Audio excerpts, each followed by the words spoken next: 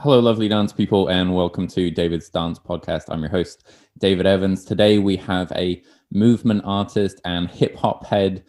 She creates to-the-point choreography centered on storytelling through the language of hip hop. She recently had a film curated as part of a series curated by The Place of digital dance films around the theme of care. Her digital film, Sisterhood, which explores identity in the context of community and belonging, togetherness, and sisterhood, as the title suggests. We're so excited to have this amazing artist and friend on the podcast, Elsabet Yonas. Elsa, welcome. Thank you so much, David. That was an epic introduction. Thank you so much for having me. I just realized that's actually probably what my intros are missing, is like a Phil Collins just like a drum set behind. That's what I should do, is just have like a full drum set around me and like introduce people. I'll do and it. then I can't play the drums, by the way, so this might be a barrier. But then just dun dun dun dun dun. Yeah, I mean that is an epic introduction. So it needs, it needs to be. You need the drums to match your energy, David. What can I say?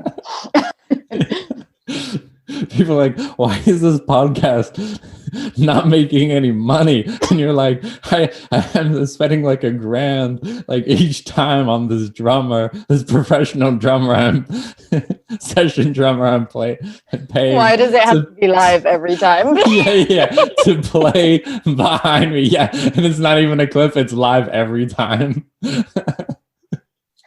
Oh my God. He's like, hey man, like, I'm happy to be here, support the art. That is so funny. Why does it have to be live? Like, just stop. That is so funny.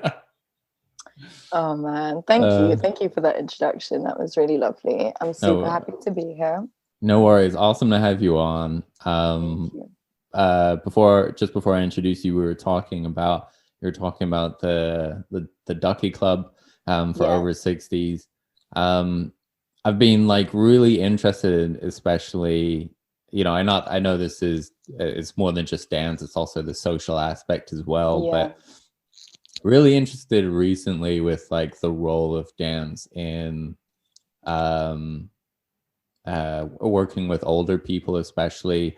We know about so many of the benefits, that dance, like learning structured choreography like a ballroom class is better at reducing the onset of dementia than doing other forms of exercise like swimming or these others, and it's better than a lot of these things like brain training or reading. So it's really surprising how, and I'm not entirely sure what it is. I think it has to do with how our memory functions. Our memory primarily functions best as especially short-term memory, which is affected by dementia, as being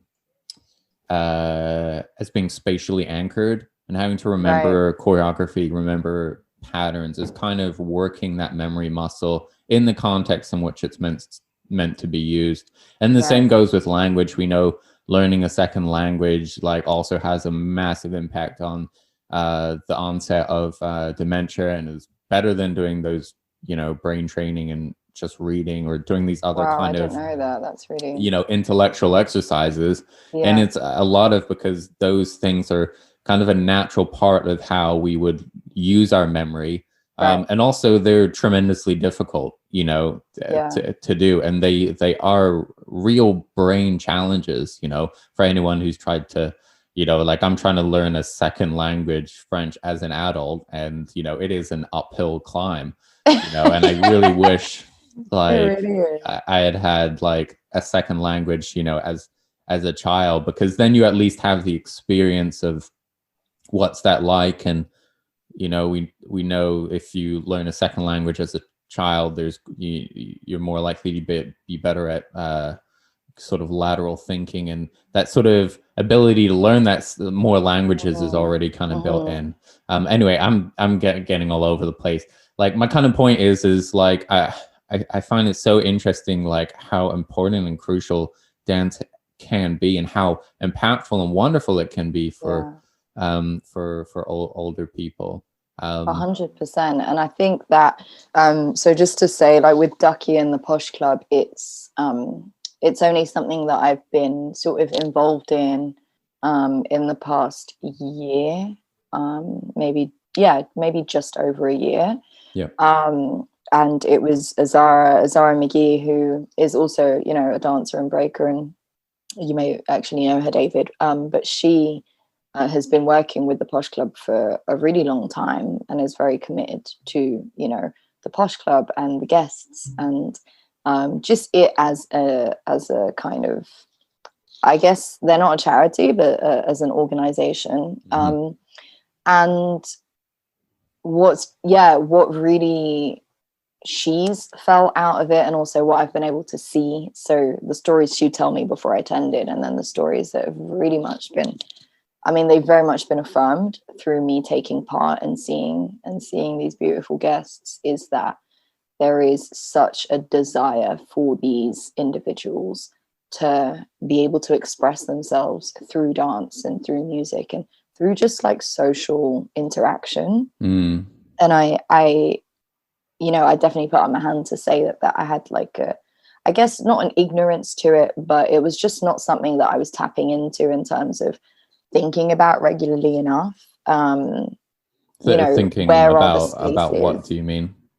Where, you know, are there spaces? Are there enough spaces for these groups of people to engage with the arts, and not necessarily in a way where they need to take a dance class, which I think is really awesome and is really beautiful. And I think I know a couple of places that do that. I think East London Dance is one, but this is a social event, you know, like this is, you don't have to dance. There isn't an end goal.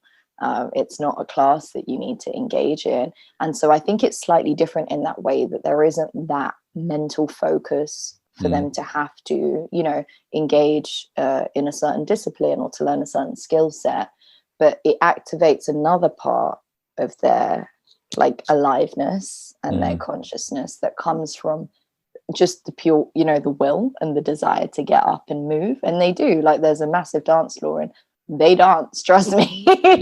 They really do. And there's a part of them that also wants to express the fact that, you know, at no point did this community or this group of people tell anyone that they no longer want to do these things. A lot of these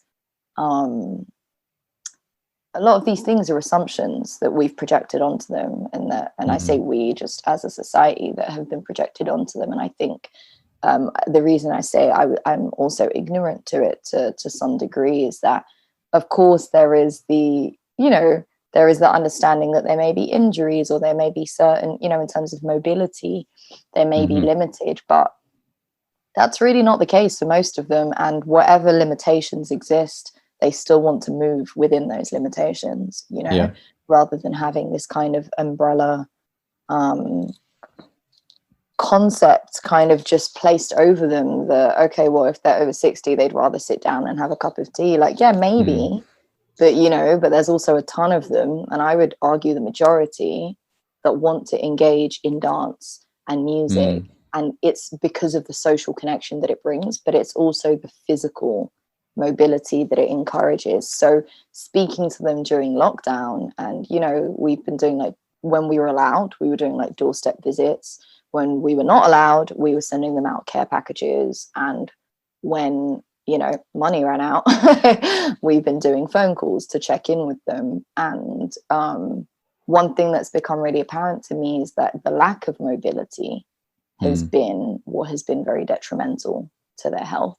Because they, at the very least, if they did nothing else before, they would get out and they would attend the Posh Club once or twice a week, depending on their availability. And even if they did nothing else that week, you know, it's a good few hours of being socially active and physically active. And that has been obviously taken away from them during this time. So it's not the, you know, we need to protect the over 60s by assuming they don't want to move. It's that there should be more spaces that allow them, you know, the space to do so. Because I think, as I say, what's been more detrimental is them not moving, you know, and a lot of them have said their issues have come back with mobility and back pain and knee pain and these things because they're just staying still, you know, and their bodies are not meant to stay still. Like our bodies are not meant to stay still. So yeah, it's just been a real eye opener. I think we are in that push and pull where sometimes, we can be risk averse, or and don't get me wrong, there's the times when you're injured and you do need to just rest. But for the most part, like, you know, we do have very stagnant lifestyles, and you know, we know for over 60s, for the older generations, one of the big contributions to longevity and especially cardiovascular health is not intense but consistent low impact exercise. You know, so, you know, if you turn 60 and suddenly decide you want to become a marathon runner, then that's like, you know, you're putting a lot of pressure on your heart, on your body. Going out and, you know, going for a walk, picking up badminton, you know, doing some dancing, like these things are sort of good low impact that like keep you moving, keep you healthy, keep you physically engaged, keep you socially engaged. And you know, and it's so important because I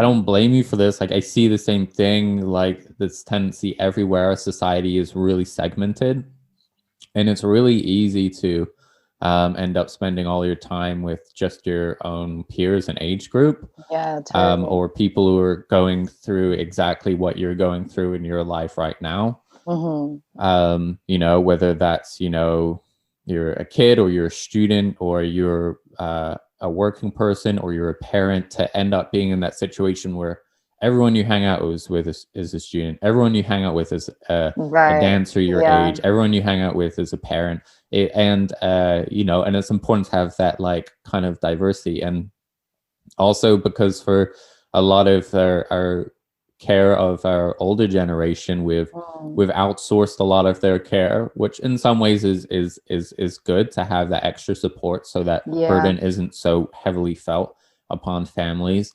But in some ways it sort of kept a lot of the older generation kind of hidden in a way. And sort of has meant that, and I think we've lost their kind of purpose. Like, I think this society doesn't really know what to do with its old people. I completely agree. And they're so incredibly valuable. Like, it's crazy. And it sounds so obvious. Of course they're valuable. But like you say, I think that there's a kind of invisibleness that kind of coats that generation and their place within our society, because maybe they're not working. And some of them are, by the way, but because for the most part they're not working. And a lot of the way in which our society places value on individuals is through what they give back, which is very much tied to the economy. And so there is a full sense of them being, you know, not as valuable to the society, which is completely untrue. But and it's not even so overt, it is just a kind of silencing of that and a kind of hiddenness. When I think that there is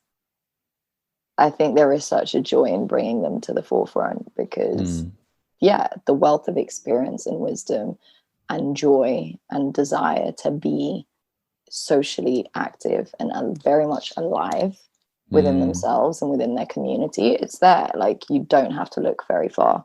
I personally don't have any outside of them, honestly. I don't have any connections to the older generation within this. I mean, and I'm talking specifically over 60s, right? Within this country, because like, I don't have my grandparents here. I don't have other family members who I maybe get to spend time with their, you know, grandparents. Do you have any extended family over here, or is it just your nucleus family? It's just me, my mum, and my brother.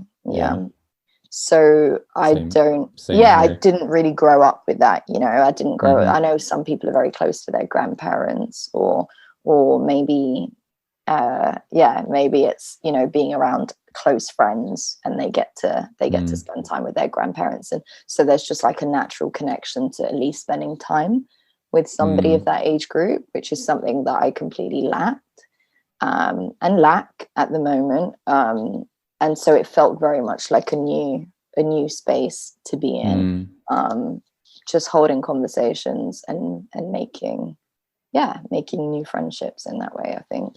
Yeah, I found growing up, because I had that experience as well of just being like a third culture kid, and growing up without extended family around. And so, in many ways you kind of come up with surrogate family, basically, and we had, I was lucky that mostly through the church, I had people who were like grandparents to me. Who were like cousins, who were like siblings, who were like uncles and aunties. Because it can be really difficult, especially, in the immigrant experience, to not have that scaffold. And we do kind of, it's like it takes a tribe to raise a child, and that is really kind of true, and there's certain conversations, certain ways in which your character grows that a parent just can't do. Sometimes there's a conversation or a way they want to be supported that can't just be done through a parent or sibling. It's got to be done through a friend. It's got to be done through like a conversation with an uncle, with a conversation with grandma, over like while she's baking. It might be something like that. And it is definitely hugely, I think, one of the challenges. Do you think how do you think like your experience, your immigrant experience, do you think that life experiences has changed your attitude to dance in any way? I think my immigrant experience has impacted my entire outlook and has almost been, I want to say, what has formed like the majority of my kind of foundation when it comes to like the perspective that I suppose I just have of life. So dance definitely being a big part of that. I think there is a resilience that comes from living life as a migrant that I truly don't think, if you haven't had the experience, that you can grasp. And obviously everything that I say is very much just, of course, this is my opinion. None of this is anything other than that. But my lived experience and connecting with other immigrants has been that there is a certain level of sacrifice that had to happen in order for you to be here. Okay. And that it's a weight.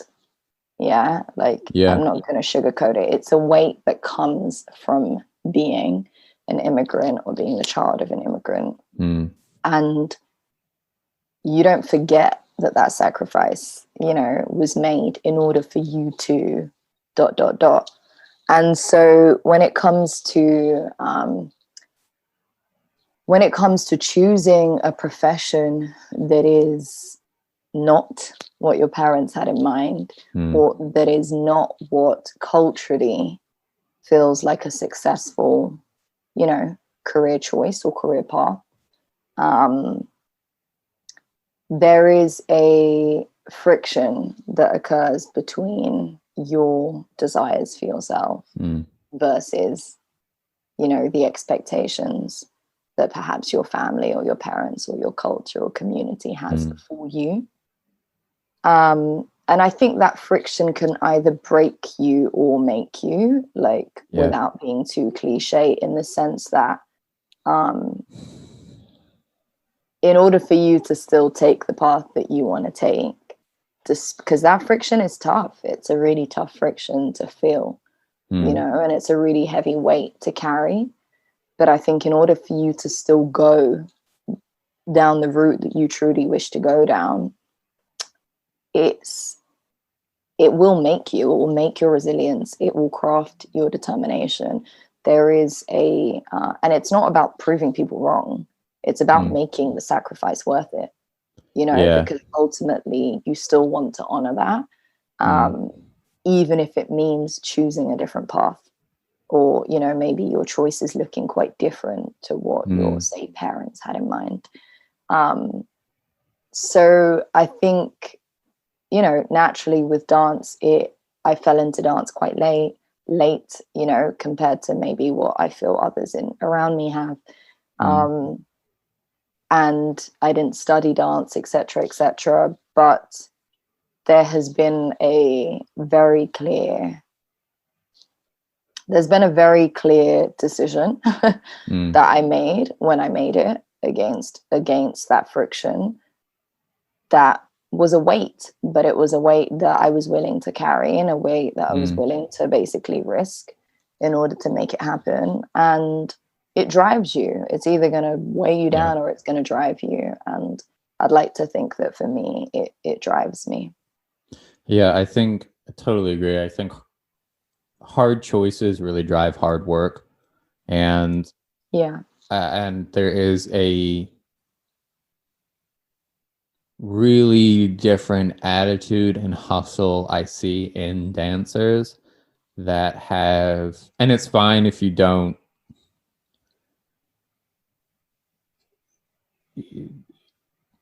there's many ways to become successful, but there's definitely a different attitude for the dancers that I see that have sacrificed a lot to just be in the room, that have sacrificed a lot just to go, hey, I'm going to be a dancer.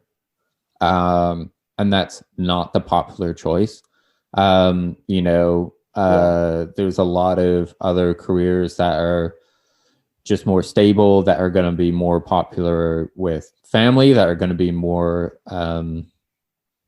popular maybe with society, etc. You know, but I think there is something really beautiful when I watch someone dance who has made the decision to dance and is going against the grain, because they're like very active. Dancing is like an act of rebellion, and is an act of their kind of self-realization and their self-identity. And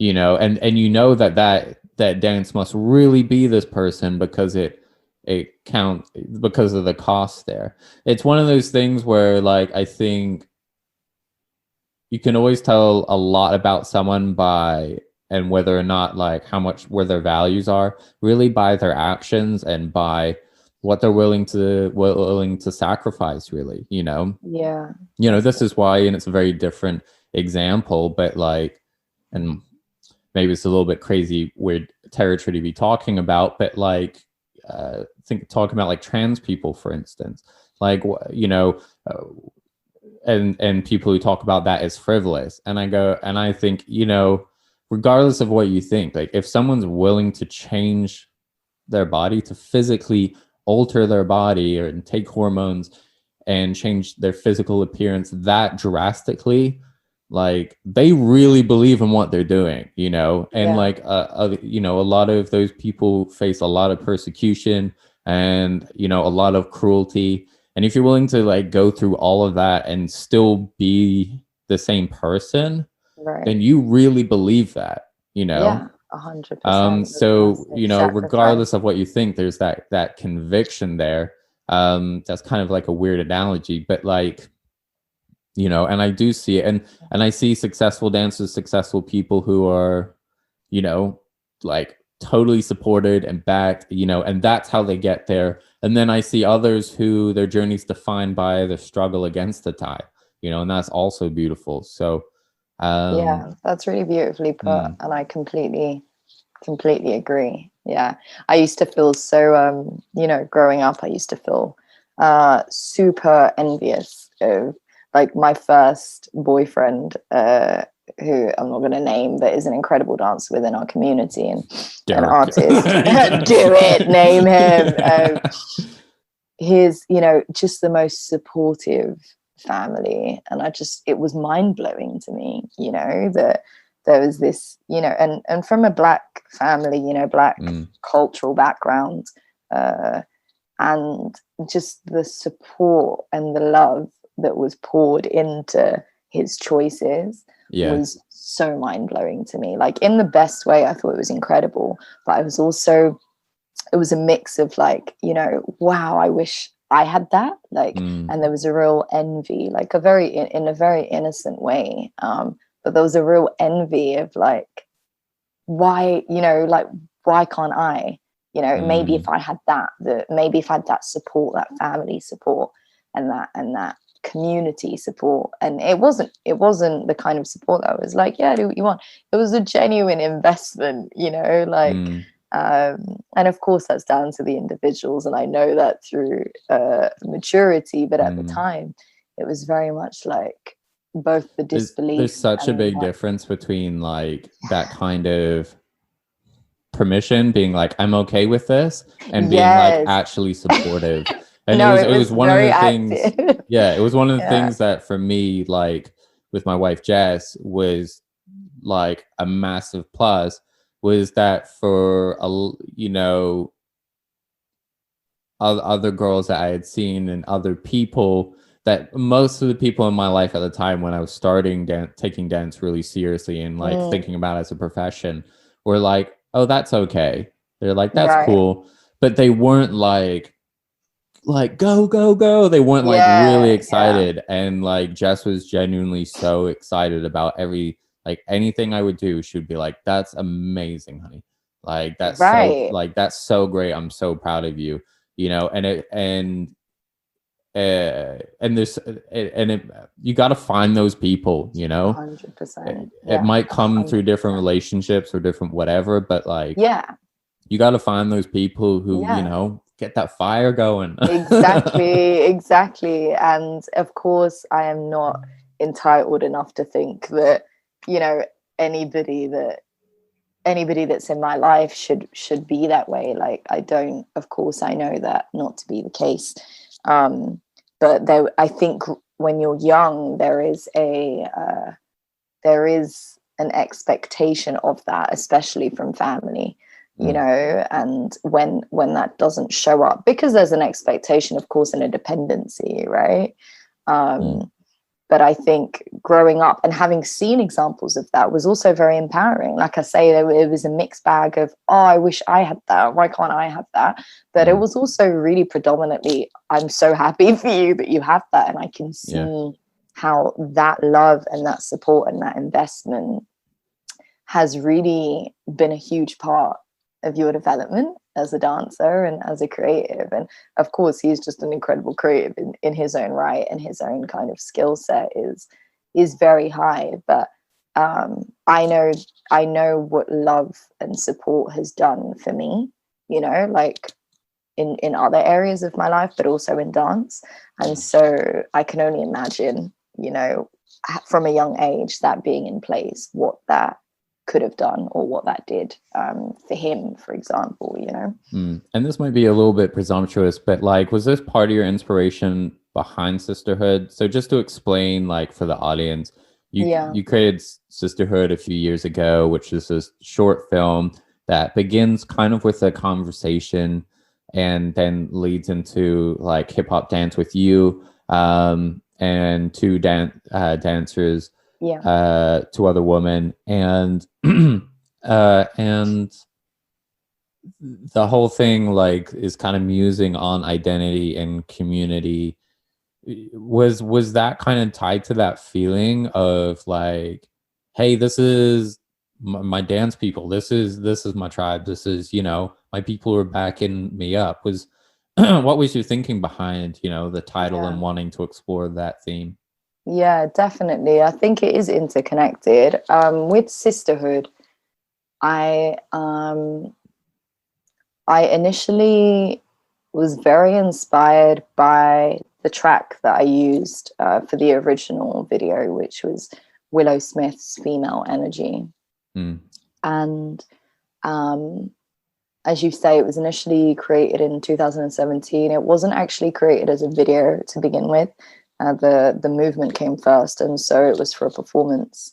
I believe it was Breakout which was Jan's event, which is a platform for kind of new choreographers or just, emerging choreographers that want to share their work. And so I was heavily inspired by the music, Willow Smith's female energy. Anybody that kind of, knows Willow Smith from what we see of them, the track itself is very kind of, it had a spiritual energy. It has a very dreamy kind of vibe to it, and it's focusing on the feminine. It's focusing on the feminine energy, right? And at the time, I felt a very strong sense of, and I still do, but where it came from was a really strong sense of this sisterhood that I had attracted, the tribe that I had kind of surrounded myself with. And these were, very, very, very good friends of mine, my sisters, and they also just happened to be incredible dancers and performers and movers and artists. So it really came from sisterhood and from feminine energy. And honestly, just the link ups, like the time that we would spend together, the things that we talk about, the way that we'd have each other's backs. I just loved what that was outside of dance. Like I say, I was just blessed that they also happened to be the people that I could get in the video and create the thing with, because I'd met them through this dance community. And so, yeah, very much, two women, Robia Milner Brown and Nicole Green, by the way, who were in the video with me. Who I just, consider family. And it definitely came from this. I don't have any sisters of my own in terms of by blood. So there was definitely a sisterhood and a female empowerment. And I was always drawn to, strong female bonds and female friendships. And that was just an example of one. And so creating that really came from both our personal relationship with each other, right, but also, the music was a big part of that inspiration for me. And it seems like music's really important in your work in general. Like, your movement is very rhythmically driven, and, you often pick songs that are, it's rap, but very lyrically driven rap,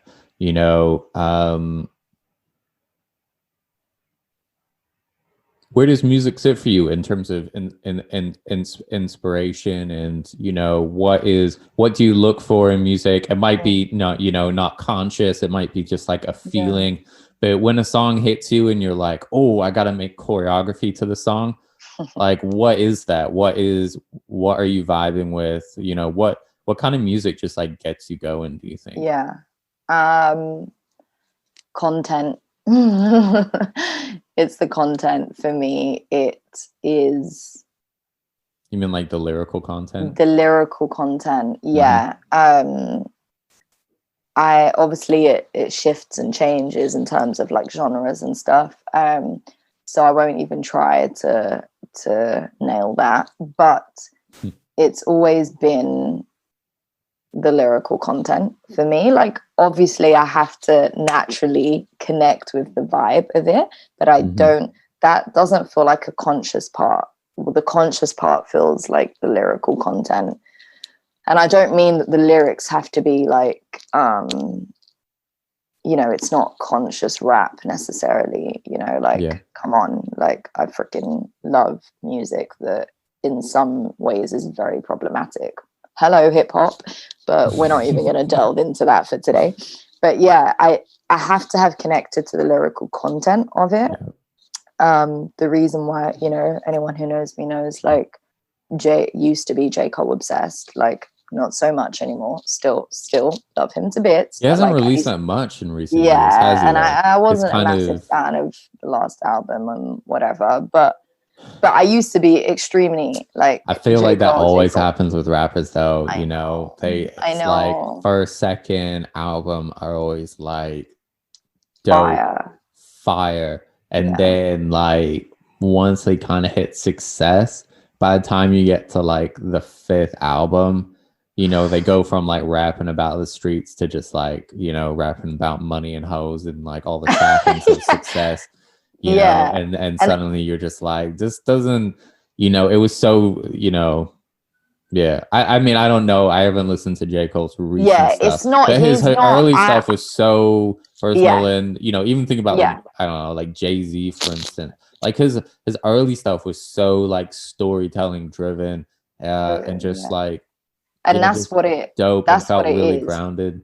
Yeah, that's what it is for me. Like, especially when it comes to hip hop stuff, like obviously I can get down and jam to like random old school hip hop where I'm not really connecting with lyrics, to be honest with you. I'm just connecting with like the rhythm of it and the vibe that it's giving off.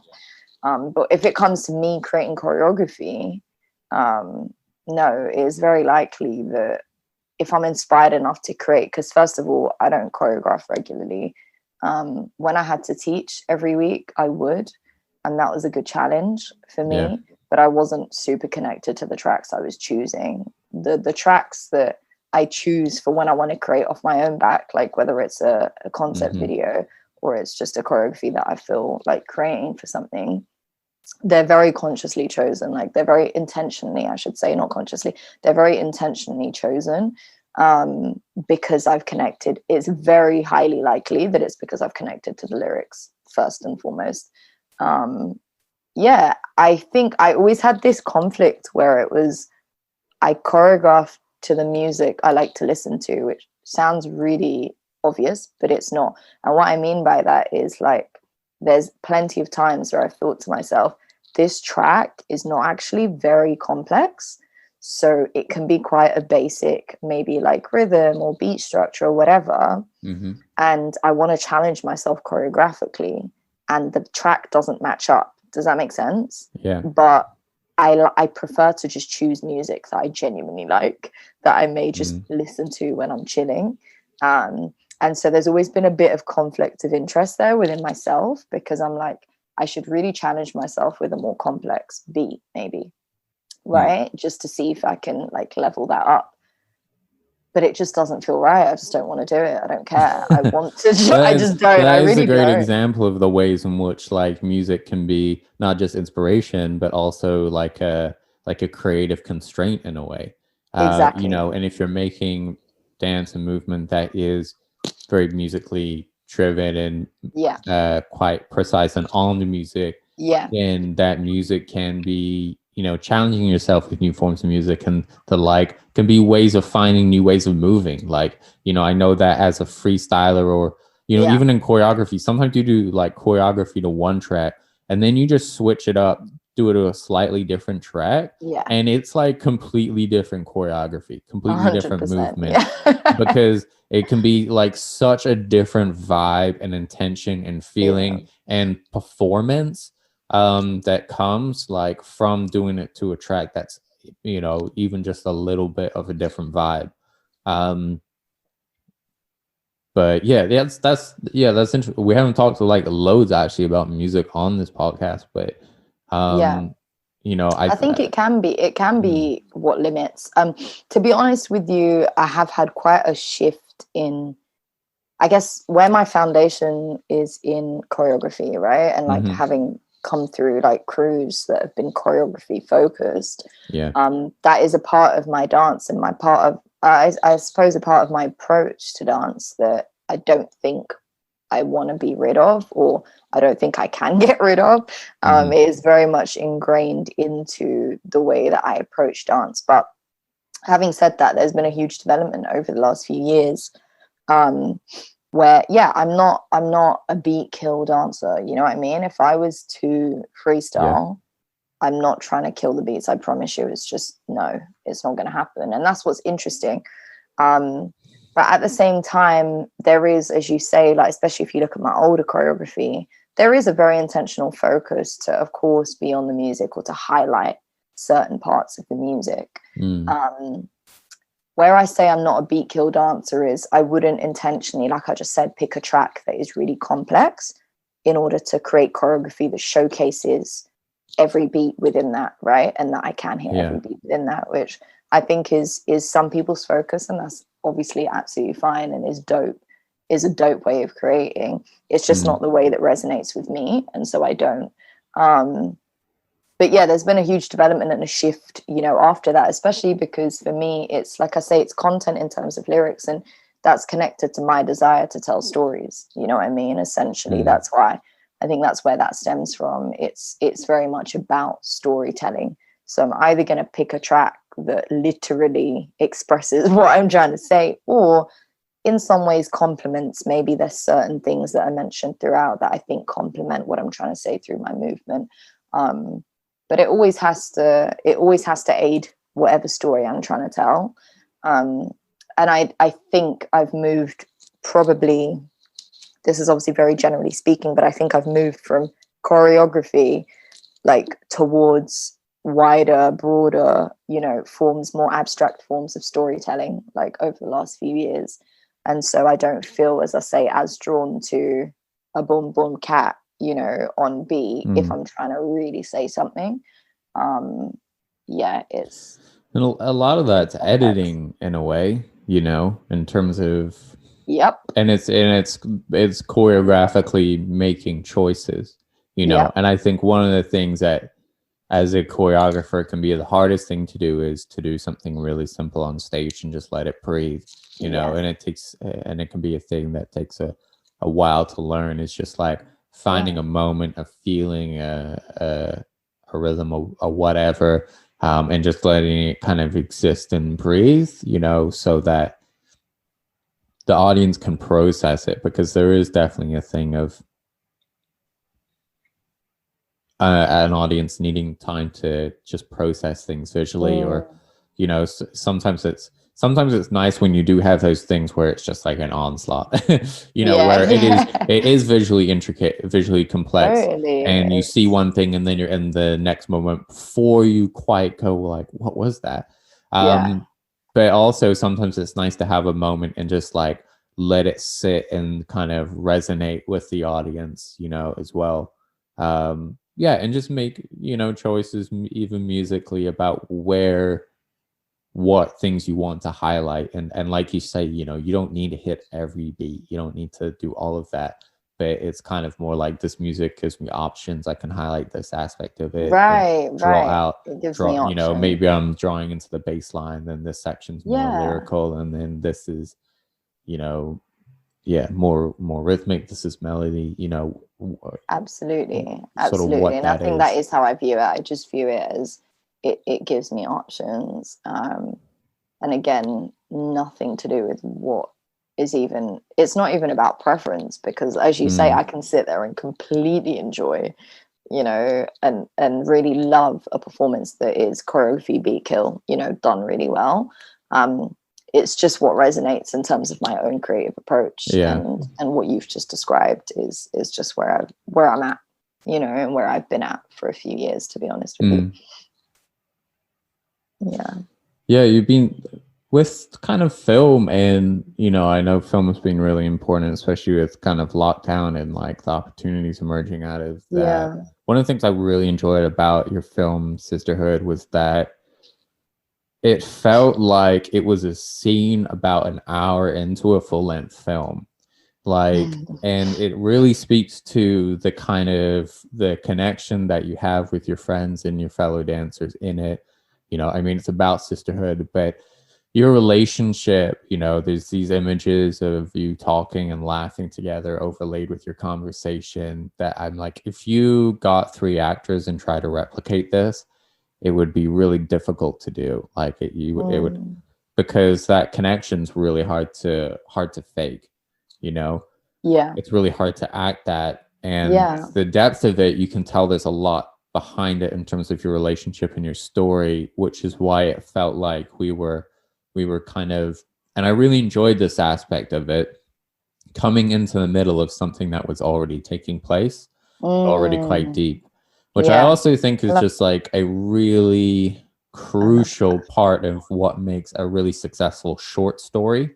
Yes. You know, a really good short story is a story that could have been a novel, but we only just see like a slice of it, you know, and you need like about a novel's worth of background and story, but you're just showing me like a scene or just a part of it. Right. You know, and I always feel like those short stories, short films that function really well are those that feel like they're part of they could go on, or they feel like a part of a bigger world. Right. And so instead of trying to squeeze in the beginning, middle, and end into that space. Yeah, not trying to be a short novel, but actually trying to be just like a taste of like something much bigger. Yeah, I love that.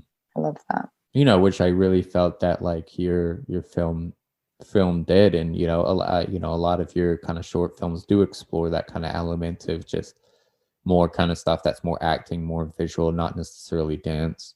What role do you think like storytelling has to play in dance, you know, in a choreography, but also just generally? I think for me it's just always it not always, that is a lie, but what has always come through, even when I was very choreography focused, I see it in two ways. I see it as, I almost see the progression that I've made within my own movement choices and my own dance choices, is I see it in my head as like choreography and then I see like storytelling. But the truth is that of course it's not clear cut, and of course that I was telling stories through choreography and crew work from before, but I think I wasn't as aware of it, and so it wasn't as intentional, and so there may have been some limitations around that. You're always telling a story. If you're expressing something, I think you're always telling a story. I think the difference is whether you know what story you're telling or not. Right. From honestly, as far back as I can remember, people would say to me, "Oh, you have a very like emotive expression when you dance," or like, "I really feel like I feel something when you dance."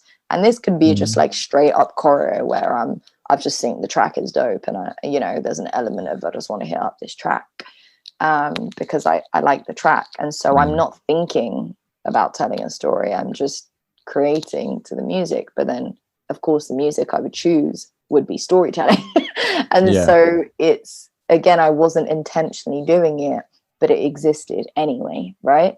I think when I stepped into intentionally telling stories, I took some of the power away from music and placed the power in like what I wanted to say. And then I chose the music to complement that or to help me tell that story. And so I think it's just a shift in like power dynamic and where you want to place your power. But I think that all dance is storytelling. I just don't know that everybody is aware of when they're telling a story or what story it is they're telling. But that's also where the audience comes into it, and the observer comes into it, because at the end of the day, as an observer, I will step into a space with my own story. And so you may be expressing yours, or you may not even know, exactly what it is that you're expressing. But I have my own stories here, right, that exist. And if I'm very conscious of them, I'm going to create my own story off the back of what you're doing. And so it feels like a constant communication between, the performer and the audience, or anybody observing. But I just think some people are more intentional and more specific and more, clear about what story they're trying to get across. And others are quite happy for you to create that off the back of whatever they share. So yeah, storytelling is I don't know, it's important to me. I think it's important for like the community and the culture, and I think it's rooted in hip hop. So yeah. And I think a lot of that's, it's interesting because you don't really know how things are going to read or what people are going to draw from it. Right. I do find people have a really most of the time when I've shown work, even if the emphasis is somewhere else, I find people do often interpret work ultimately through a narrative lens, maybe because it's how we're trained. But even when I presented work that's very abstract, people still want to go, how are these two dancers I'm seeing on stage? What is their relationship? Yeah. You know, even if it's quite abstract movement, they still want an idea of like, you know, what is it? What am I, is what I'm seeing platonic? Is it like, you know, romantic? Is it, you know, they want to make sense of it. Want to make sense of it. And I remember creating this duet with a friend of mine and putting it in the gallery, and then having people respond to it. And the premise for me was, the piece was called Babylon, and not Babylon, it was Tower Babel. And so it was him and me we built movement. The movement had to always start on the floor and end on the floor. And so we created this kind of duet that came out up of the floor and kind of build into structures up and down again. And so it was kind of really about that. It was quite kind of mechanical and duet and in my choreographic approach. And the whole piece became about how it was the discussion afterwards became about how it was, what it meant to do dance in a gallery. Like, what does that mean? How does dance exist in this space? And also about what was happening relationally to see, and narratively to see, a white man and a black man dancing together and doing a duet. And for me, it was like maybe I should have been more perceptive, but it wasn't a part of it. There was no like, hey, we're going to make a statement about race, or we're going to make a statement about what it means for men to dance together. I was really just like, oh, my friend would be great in this piece. Like, you know, let me get him doing it. And they were all about like, and why did you choose like, you know, what are you trying to say here about white and blackness? I'm just like, I'm not like, I just happen to be white and he just happens to be black. And we made this piece about nothing to do with that. But I think the nature of like where we're at and how people perceive race and how people perceive narrative is that it will impose the is that they're just like, oh, that's the story here. And I was like, okay, but also I'm not gonna put it in the bio, but yeah I'm not gonna put it in the bio, but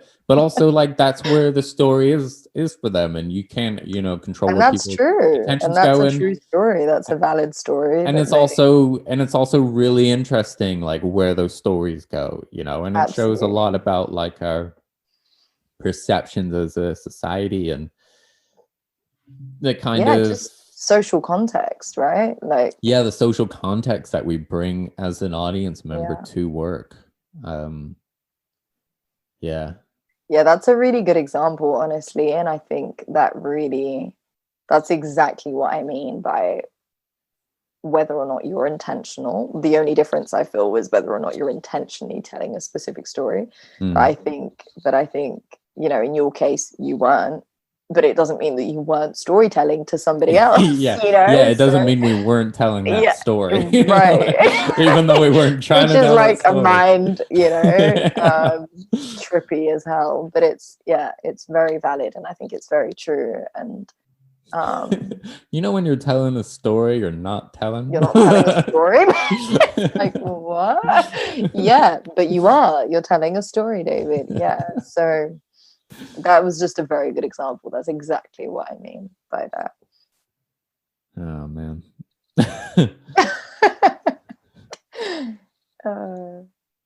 So what's next? What's next for Elsa? What's on your horizon? Do you think we're in a bit of a really different time now? I don't know if this is, you know, being in, you know, lockdowns particularly, has it changed your way of working? Are there new ways of working that you're hoping to move into coming out of it? it has shifted my ways of working. I wouldn't say drastically, to be honest with you, other than I don't have as much work. But in terms of my weight, everybody has not as much work. Right. Well, I mean, dancers. Yeah. My flatmate has got the same amount of work. Yeah, just from home. But yeah, of course, speaking creatively. Honestly, I think that's been the biggest change. It's just been like the amount. But I think in terms of the approach, just to like give a quick kind of general overview, like before lockdown, I was teaching 3 to 4 times a week. So and different community groups. And so that was a big part of my active connection with dance. Also, of course, hitting up the studio and training. At the time, I was training very regularly in popping. So either Sean's class at base or Firehouse at base. And so that was my connection to like dance and the dance community was very actively through teaching predominantly and training myself as an individual through taking those classes. So of course, those things that very much involve other people have shifted. And so I chose not to teach online because I just don't care for it. I did try to keep up with training online for the first lockdown. I loved Sean's classes. Like you taking classes? Yeah, like absolutely. Yeah, sorry to be specific. Signed up for, continued as I was going regularly to Sean's classes. So I continued. He's an incredible teacher online and offline. And so where it was also very technique based, it felt very tangible for me rather than, trying to get this choreography when maybe the music's lagging and I can't, whatever. It felt very doable. And so, that continued for like the first lockdown. And then, to be honest with you, life happened. Like there was a lot of loss that I experienced during the first lockdown and I didn't want to dance, so I didn't and that was the first time that had happened to me, honestly, ever since I started dancing. Like I'd never not danced for a few months. So it was big, it was a big shift. A lot of people beat themselves up around, why have I not been motivated to do this and not dance or whatever. I didn't. Like I knew what I was going through was very real and very real outside of dance. I was just more curious and interested in the fact that it had translated into me not dancing because it was just new. That had just never happened to me before. If anything, I would use dance as an outlet. So I was just curious about that as just like the human experience that I was having, but I wasn't resisting it. And I definitely was not feeling like getting back online and taking classes. And so I didn't. And so I would say that was the biggest shift in terms of the way that I was kind of training is I felt quite disconnected from the dance community. I never really feel massively connected. Like, I don't feel like I have a tribe. Like, I don't feel like there's people in the dance community that are like, Elsa's my person. Like, to be honest with you, like, I've always felt very like on my ones outside of the groups that I've been a part of in the past, and so anyway, I digress, but there was obviously the physical going to a studio and seeing people and being a part of that, even if it was just for the hour and a half, that no longer existed for me during this lockdown. And so I was still being creative in other ways. I was cooking a lot. I was writing. I was collaborating with Azara on writing a series. Oh, nice. For TV. And so that was a big part of what we were doing. So I was still very creative, but I think I was drained. And so physical expression felt too much. I was still working out. But it just didn't manifest into dance. Like I think my body, my spirit, my mind needed to process, and I think it's still processing a lot of personal things And so it just didn't translate into dance. But I would say that especially in the last few months, I have, like you said, I've been into film. I would say from about 2017 is really when like I was like, okay, I really enjoy this. I like creating in this way. Like, I think there's so many opportunities with editing and with film, and that allow me to tell these stories, that I don't feel like I can do with stage. And so it was just a beautiful way to kind of delve into writing for film a bit more, and a couple of small commissions. Like I recently just had a commission from Satellite Films. And it was just, for me to create a short piece of film, not dance related at all, but a short piece of film on immigration within the UK that would fit into a larger film that other participants, cool. took part in. And so really just kind of like edging my way into like learning more about filmmaking.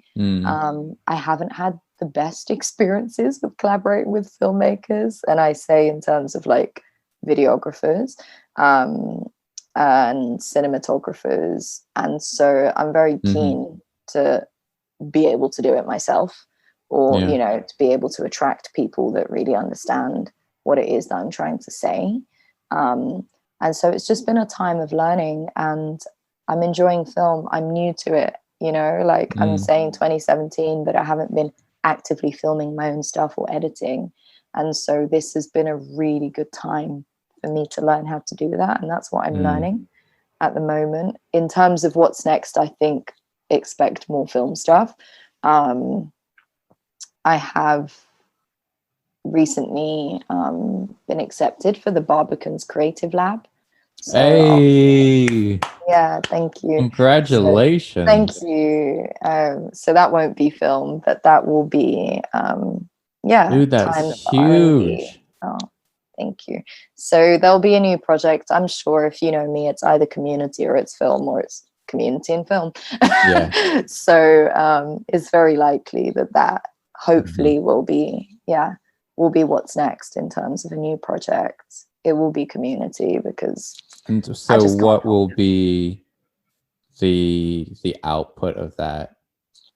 So I don't want to say too much just yet, because for the Creative Lab, it's essentially time for you to R&D a new idea. And so I do have in mind a new creative project for the community, creating a space predominantly for people of color. And so that's what's kind of in the works. And I hope that that's what the Creative Lab will allow me to secure, is more kind of definitive answers around what that will look like and when I can execute it. I think it's likely that the research and development is spring, and hopefully I can actually like pilot it in summer. Of course, depending will that community space be orientated in dance and art, or how will it that will be art? It will be art. It won't be limited to dance, but it will be, it will be a creative space, and it will be an artistic space.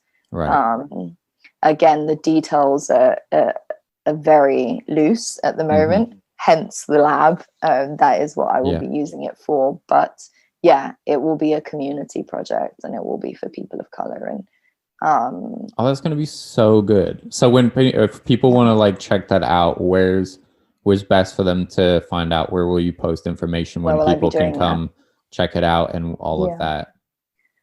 So I would honestly say like Instagram is where I'll keep you posted about the progression of that.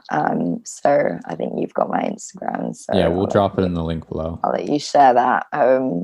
But Instagram, I'm not a big Instagrammer, so you will be bored quite quickly. But if you do want to keep up with that, that's definitely where I'll be sharing things. I also know that Barbican, part of the lab is to document the process.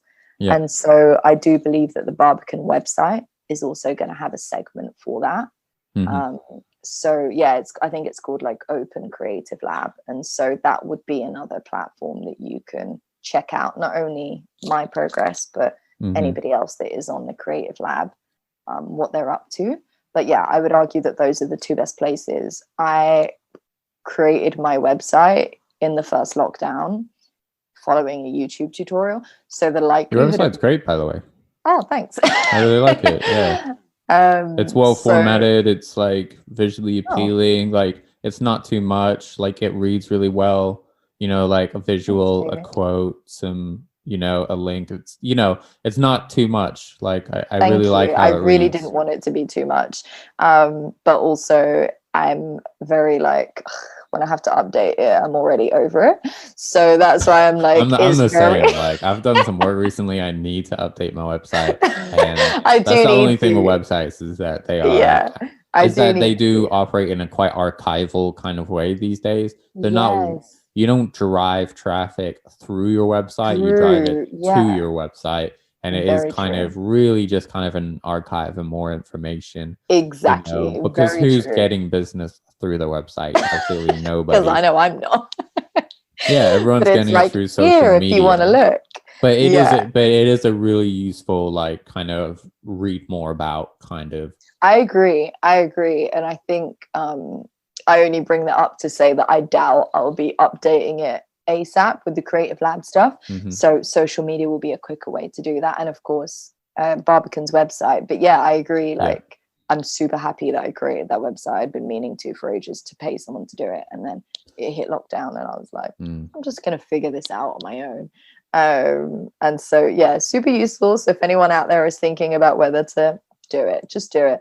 I think it's a good platform for you to have. Just looks a little bit more professional, you know, but yeah, that's what you can expect. I definitely, like I say, I'm loving film more. I'm learning film more. I hope to share more film stuff. That's another thing. Most people have no idea what I do, honestly, David, because I don't share my shit. And it's just like, why do you not? I don't know. But yeah, I have a couple of other dance film things that I created in the last couple of years that I just never shared. Like I screened them once or twice and they've stayed in the archive. So hopefully I'll share some snippets of that and then I'll be sharing new work. And yeah, Creative Lab. We'll see what I'm so excited for you, dude. And I think it's a great move by the Barbican because I applied for the same thing, didn't get it, but like you know, and that's why I'm like also so psyched for you. Like Barbican's an amazing big institution. It's incredible that they're backing your project. I think it's a great move by them. You know, they're a fantastic contemporary art institution. But also because the focus of the brief is really about new audiences. And I think especially for contemporary art, it can get really stuck in a kind of white middle class, upper class, London elite niche. I don't think the Barbican particularly is like that. I've seen other stuff and exhibitions they've done, and I think they have good variety. But I think it's really great that they're engaging audiences in new ways and engaging new audiences and kind of democratizing art a little bit more. I think is just ultimately really, really positive and just more communal. And I think we need that kind of attitude and that approach and that form of curating and support for artists like this. You know, it's a creative lab. It is R&D focused. You know, it works really well both for audiences. I think it's a positive step, and I think it's a really positive step for artists. I would really love to see that more of that kind of support for artists in London and around the UK from organizations of pushing new ideas out there and but supporting them and supporting the development of them and not expecting them to come newly formed within specific outcome. Such specific briefs. You know, I get, you know, so frustrated by all these briefs out there that fall into just like one of 5 themes, you know, where it's either like, and not that these themes are bad, but you know, it's like, do you have a piece? Limiting. It is limiting. Like, do you have a piece that's about climate change, mental health, identity politics? It's not funny, but it is because it's like, you know, there's a few others, but like if you're not kind of making a piece that's about that, like, and that isn't already very fully formed and like a well encapsulated idea, like it's not going to work for the exhibition. And that's the thing and too. it's like who's and like what about all the other work out there that's really, really interesting and about themes that are really important, but not about these like 5 themes. I agree. And the thing with that is also that, of course, there's ways around it, but also, and I'm sure we've all done it, but I don't know, it's not my favorite way to work. It's not my chosen way of working, is that I don't want to craft my idea around your brief. Like I want your brief to accommodate my idea, you know? And so I'm super selective. I'm very, very selective about what I apply for. And I would encourage people to be the same, just because it's your time and it's your energy that is going into writing these applications. But hey, I'm just throwing that out there. I'm very selective, and I agree. I think it's okay to do work that is maybe a little bit more like off the beaten track of your main body of work, or is more kind of like a commission or more specific. But at the same time, like my last exhibition that I did, like, man, I think it was like maybe even a couple of years ago now. It's definitely over a year ago. Like that was like basically because what I was doing was like not too my own horn, but it was too unique, and I couldn't find a brief or support or anything to actually like back it. And I'm like, this doesn't fit any brief. Nobody's looking for this. Like it's too different. And so in the end, I was like, I'm just gonna rent the space and we're just gonna do the exhibition ourselves, and then I can actually make the work and put out the work that I want to put out, you know, and 100%. that's different, rather than trying to like squeeze, you know, like squeeze it into the tight lycra of this that is like this approach to curating. No, not lycra. Not the lycra, please. 100%. Excuse the biking analogy. It's just accurate as hell. I hate you. Thank you so much for being on the podcast. This was really nice to have you on and to like catch up, and thank you to the audience for listening, and we look forward to seeing you all next week. Thank you so much for having me.